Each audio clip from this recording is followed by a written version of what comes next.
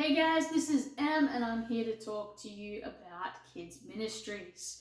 I know it's pretty exciting, but one thing that I have been asked to share or discuss is some ideas for connecting with parents. Now, to be honest, I don't actually like to just connect with parents. I like to also connect with the church. There's several ways we do this, but one of the ways I'm going to let you in on a little secret nobody knows. Actually, no, it's something I do, a practice I do that I've never actually really told people, that I actually have a reason why I do what I do. And so I'm going to share this with you, and hopefully it can be a help to you. Now, there's some exciting things about kids' ministries. I'm blessed to work with an amazing team at New Beginnings Baptist Church when it comes to working with kids. And we have a really cool team to work with, and everybody has different talents and everybody has different abilities. But if I'm honest, we have a bit of an atmosphere that's been developed where people are very curious to find out what we're doing. And one of these, or this little secret, is one of the aspects that is, I guess, kind of made that curiosity spread into the church. And that curiosity has quite a few benefits. And I'm going to share what it is. It's not hard, it's not complicated. You don't have to be technical, you don't have to be good at many things. It's just something very simple that has a big impact. And this one simple thing has multiple benefits, and I'm going to go through some of those benefits with you. All right, so first of all, this something, not only we have done it, but I know Melissa has also done it in other kids' ministries. I've noticed her do it maybe a couple of times as well. And but we try and do it at least, I know in children's church, I try and purpose to do it at least 4 times a year. And that is, it's quite simple, but ask everybody to help. Now, I don't mean like help as in help in the ministry. I mean help by bringing something that we can use. So I'm not meaning something that's going to cost people money, but it's something that they're generally going to throw in the rubbish. For example, I know Melissa has asked for yogurt containers for a craft. If everybody can bring yogurt containers. Several times we've asked for milk cartons. Sometimes we did an activity that took cardboard milk cartons. We made ants. There was another time we asked for plastic milk cartons. Milk cartons? Not milk cartons. Egg cartons. Egg cartons. We asked for egg cartons. Why? We use them for paint trays for the kids to dip in the different colours of paint and put them in between the tables. Now, these simple little things, we've also asked for international coins. Obviously, people travel the world. Sometimes you go to a place you're never going to go to again, and you collect all these coins. But what do you do when you collect them? You just hang on to them and hope of going back there one day. So we offered and asked for international coins, and we actually used them in our pirate treasure chest, and the kids got to take from these coins. So these things are simple things that really don't take the people, the parents, or the people in the church much to bring, but they bring it. And you know what it does? It does a couple of things. Number one, it helps get people curious. All right, gets people curious about your ministry. And what did they do with that yogurt container? What did they do with my egg carton that I gave them? What did they do with blah, blah, blah? You fill in the blank. Whatever you're asking your people to bring and help. So you give them a decent amount of time. You give them, say, maybe plan it in a month advance. So I try and plan an activity or plan a craft that involves something that we need to ask people to bring. Why do I do that? Well, obviously it creates curious church people, curious parents, but also it creates, the curiosity then leads to something else. The curiosity then leads to questions. See, you can have people curious about your ministry, But when you start getting people asking questions, that's even better. Why? Because they come back, they either ask the kids what they made, so then they're interacting with the kids, or they come back to your class after you finish and start seeing what you've done.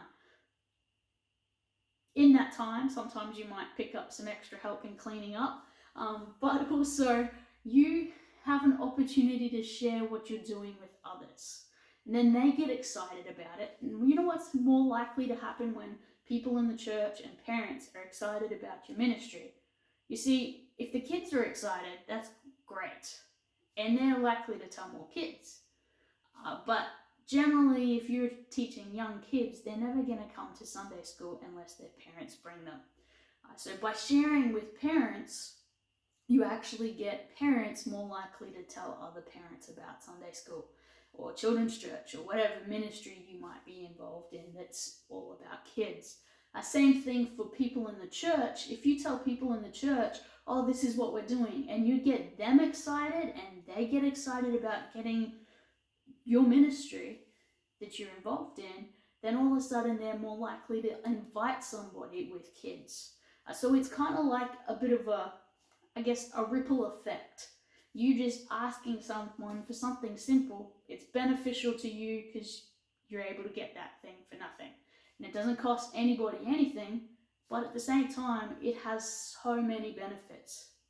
Not only that, it starts to get people talking about kids' ministries and starts to get people interested. Sometimes it might even spark somebody's interest who's never even been involved in kids' ministry, and all of a sudden now they want to get involved. And so there's many benefits of just this simple little secret thing that is a good habit to do. Think of something over the next month and just ask, would anybody have this that you would like to bring?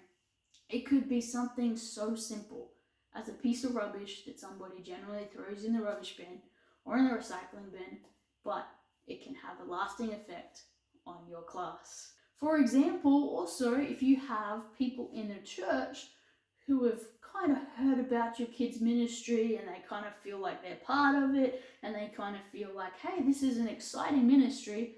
And then, you know what? They're talking to somebody and someone's excuse is, oh, I can't come to church, I've got kids.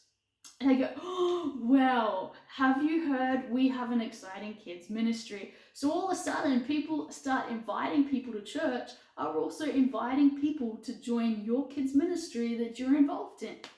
How did that start? Oh, because I asked people to bring a piece of rubbish to church. I mean, it sounds funny, but it is amazing on the effect that it has in the ministry. Yes, there is many things that lead to those kind of conversations, but at least it's a starting point and it's a good way to get those conversations going. Think about it. Think, what can I use in my next craft, maybe next month? And start asking. Give people like a couple of weeks, maybe 4 weeks on preparing. Oh, do I have this sitting around the house? Oh, let me collect it. You might find some people might actually go out and buy a tub of yogurt just because they want to give one to the church, to the Sunday school ministry. So yes, this is Kids Ministries for Christ. Kids Ministries for Christ. Talking about kids ministries, I'm getting confused. Kids for Christ is at New Beginnings Baptist Church, and we're here to talk about kids ministries. So, it's just an idea. Try it. See how it works for you. Alright, so if you haven't subscribed, make sure you subscribe. Make sure you click the little bell so you get notified when the next one pops up. Also, if you haven't checked out the website, we've got www.kidsministries.com.au. Great, check it out. See any of the blogs. If you're more of a reader, maybe you want to sit down and read some of the blogs, you'll find some of the blogs might actually have more details than the videos in as well. Also, if you want to follow us on social media, we've got Facebook and Instagram at kids.ministries.with.m. It's a mouthful, too many dots. But anyway, follow us and make sure you get involved in the different things coming up. We'll have some exciting things coming up. If you haven't heard about it, we've got the Super Saturday coming up, which is open to all kids and teens, and it's going to be an exciting event. I'm super excited about it. Let's see what trouble I can cause. No, just kidding. Have some many ideas, but we'll see what we can do there, what we can pull together for that. But also, yes, I did mention Gems from Jesus. We are working on trying to compile all that. So on the website, we will make a second or another page, and you should be able to access some resources. So we're going to have a spot where you can actually download for free, no cost, and no 100 ads popping up. So we want to do that so it can be available for you. But yeah, thank you. Let's see what God can do with our ministries.